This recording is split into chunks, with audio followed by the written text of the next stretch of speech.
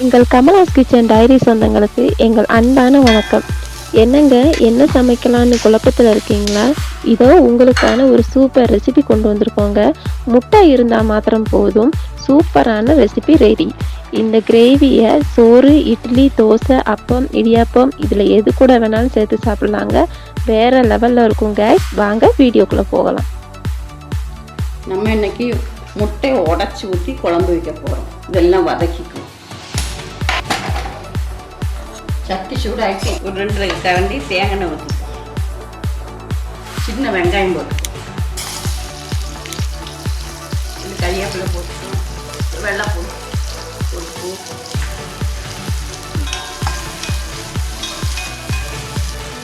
தேங்காய் போட்டுக்கும்.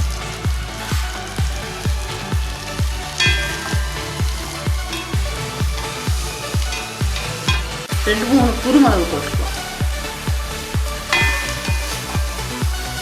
முந்திரி பருப்பு போட்டுக்குவோம்.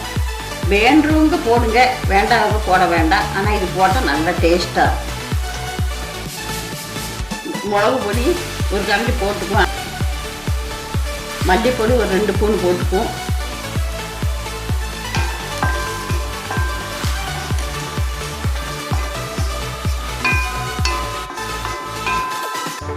ரெண்டு தக்காளி இதை போட்டுக்குவோம்.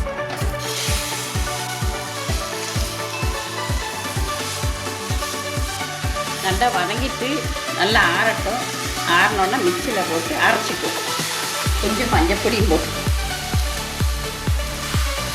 நல்லா வதங்கிட்டு இறக்கிடுவோம்.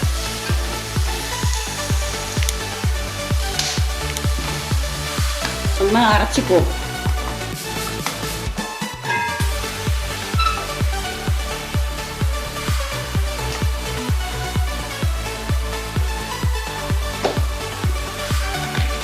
நல்லா அரைஞ்சிட்டு மையாக அரைச்சி வச்சுருக்கோம்.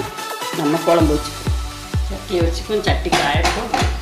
ஒரு 3 கரண்டி தேங்காய் ஊற்றிக்கும். கடுகு போட்டு கொஞ்சம் ஜீரகம் போட்டுக்கும். கறிவேப்பிலை போட்டுக்கும். சின்ன வெங்காயம் போட்டுக்கும்.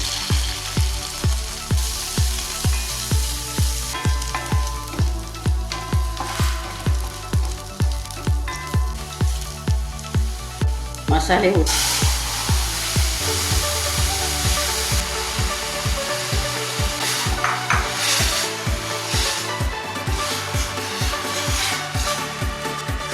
ரொம்ப கட்டியாக இருக்கு. கொஞ்சம் தண்ணி ஊற்றி கல்லுப்பு போட்டுக்கோ.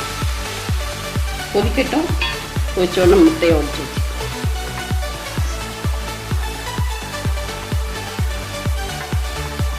நல்லா கொதிச்சுட்டு நம்ம முட்டையை உடச்சி ஊற்றி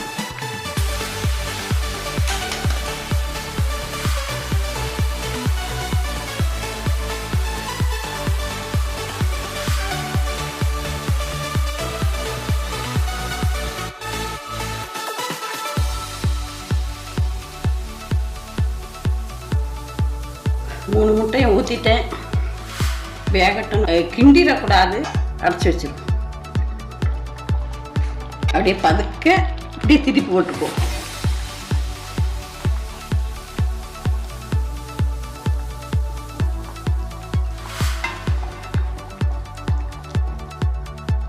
மக்களை இட்லி, தோசை, அப்பத்துக்கெல்லாம் நல்லா இருக்கும். சோத்துக்கும் நல்லா இருக்கும். எல்லாம் வச்சு சாப்பிட்டு பாருங்கள் மக்களை. நல்லா வெந்துட்டு நம்ம இறக்கிடுவோம். எங்கள் சமையல் உங்களுக்கு பிடிச்சிருந்துச்சுன்னா நம்ம சேனலை மறக்காமல் சப்ஸ்கிரைப் பண்ணி பெல் ஐக்கானை கிளிக் பண்ணிக்கோங்க. இன்றைக்கி நம்ம செஞ்ச இந்த கிரேவி உங்களுக்கு பிடிச்சிருக்குன்னு நம்புகிறோம். நீங்களும் இதே மாதிரி ட்ரை பண்ணி பாருங்கள். இன்றைக்கி உங்களுக்கான சமையல் டிப்ஸ் என்னென்னா, வறுத்த கடலை மாவு பொடியாக நறுக்கி இஞ்சி சேர்த்து புளி சாதம் செய்தால் சுவை நன்றாக இருக்கும். சிறிது எலுமிச்சை சாறு சேர்த்து அரிசி கூர்ணை உப்புமா செய்தால் சுவை நன்றாக இருக்கும். சமையல் பற்றிய உங்கள் கருத்துக்களை கமெண்ட் பண்ணுங்கள் guys. மீண்டும் ஒரு நல்ல ரெசிபியுடன் நல்ல டிப்ஸோடனும் மீண்டும் சந்திக்கிறோம். தேங்க்யூ ஃபார் வாட்சிங். நன்றி, வணக்கம்.